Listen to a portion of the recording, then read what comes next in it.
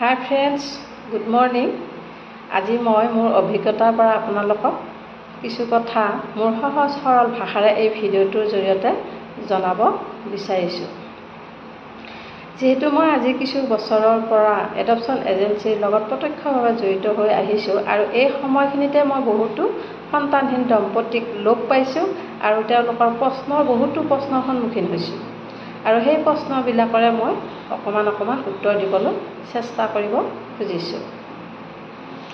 আচলতে যোৱাকালিও মোক এগৰাকী মহিলাই প্ৰশ্ন কৰিছিলে, বাইদেউ মোৰ সন্তান নাই, মই আপোনালোকৰ আশ্ৰমত গৈ লিখা পঢ়া কৰি এটি সন্তান ল'ব বিচাৰিছোঁ।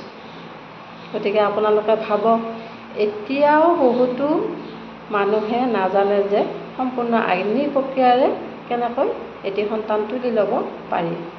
আৰু সেইসকল সন্তানহীন দম্পতীৰ লগতে মই সকলোকে জনাব বিচাৰিছোঁ যে আপোনালোকে যদি ভৱিষ্যতে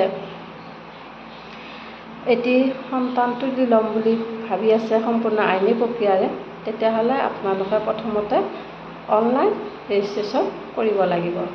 আৰু আপোনালোকে যদি নাজানে তেতিয়াহ'লে আপোনালোকৰ ডিষ্ট্ৰিক্ট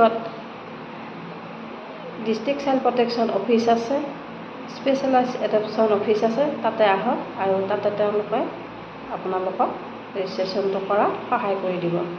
গতিকে অনলাইন ৰেজিষ্ট্ৰেশ্যনটো কৰাটো অতি প্ৰয়োজন, বাধ্যতামূলক, যদি আপুনি সম্পূৰ্ণ আইনী প্ৰক্ৰিয়াৰে সন্তান এটি তুলি ল'ম বুলি ভাবি আছে।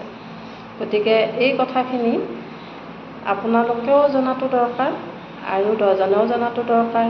গতিকে ভিডিঅ'টো শ্বেয়াৰ কৰি দিব আৰু এনেকুৱা সৰু সৰু প্ৰশ্নৰ উত্তৰ লৈ মই ভৱিষ্যতে এনেকুৱা ভিডিঅ' বনাই আহিম বুলি ভাবি আছোঁ। গতিকে আপোনালোকে মোক উৎসাহ প্ৰেৰণা দিয়ক।